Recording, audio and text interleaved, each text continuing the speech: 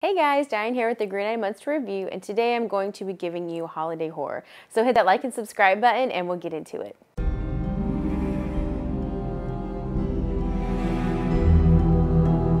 Okay, so for my holiday horror, I was so excited to make this list because I love seasonal horror.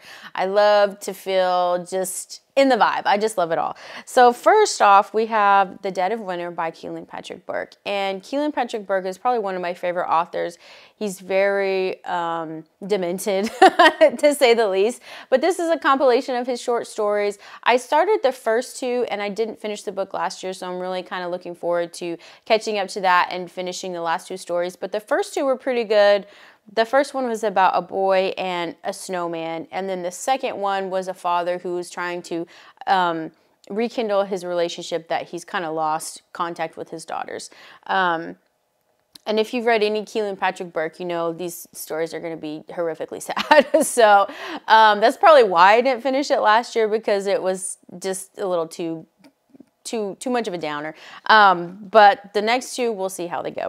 And then next we have Mistletoe by Allison Littlewood. And this is about a woman, her husband and son have tragically died, and she is kind of trying to escape the Christmas season. So she ends up in a very big rush buying this beautiful farmhouse that is out in the countryside of Yorkshire. And once she gets there, then she starts to realize, okay, there's so much to be done in the house, the land around it, something is a little off, and she kind of starts to see things, and in her mind, she feels like her mind is playing tricks on her.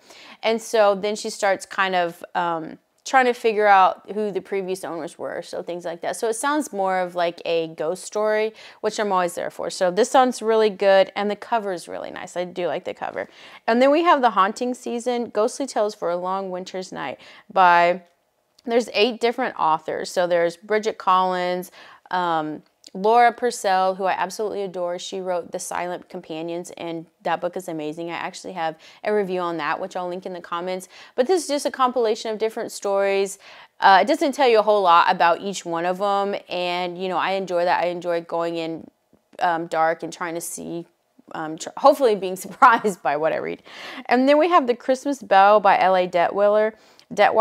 And this is about a young woman. She goes home for the holidays and she discovers this Christmas bell, this, you know, ornament, and it kind of triggers a weird reaction from her grandmother, and she's thinking, okay, I'm not really sure what's going on with her. Maybe she kind of just chalks it up to her having dementia, but soon she finds out it's actually unleashed a sinister spirit in their house. So this is another ghost story, which I feel like is a good theme apparently for the winter, and that sounds really good. I'm not going to make it through all of these, but that is one that I feel like I really do kind of want to check out. And next we have The Christmas Killer by Alex Pine, and this one I'm actually in the middle of reading. I'm almost done, but this is about a serial killer who's kind of haunting this small town. You're going through basically everybody's drama. They're trying to bring out everybody's drama and they're killing you for it. So don't tell anybody your secrets is the gist of this book. But this is really atmospheric. It's snowy, it's cozy, besides the murder, but you know, what do you do? So that one's pretty good. And then we have Snow by Ronald Malfi.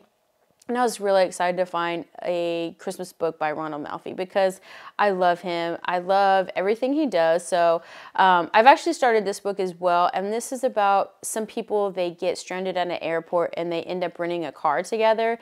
And as they're driving to their destination, they get caught up on these dark roads. There's a huge snowstorm, and they get sidetracked in this town where people are just going crazy. They're not really sure what's going on. It's almost as if they're possessed, but they're all trapped together and they're trying to find their way out. And they're trying to figure out like what the hell is going on. But so far so good. This is relatively short. I think it's only like 200 pages. And then we have The Cider Slaying by Julie Lindsey.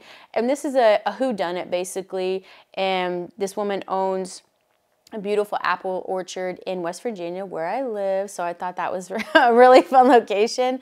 So this sounds like a really cute book. And then we have The Old Magic of Christmas, Yuletide Traditions for Dark Days of the Year. So this is more folklore, ghosts and witches stories, kind of like that. It also mentioned recipes, which I thought was kind of kind of fun, you know, it's a good time to try stuff.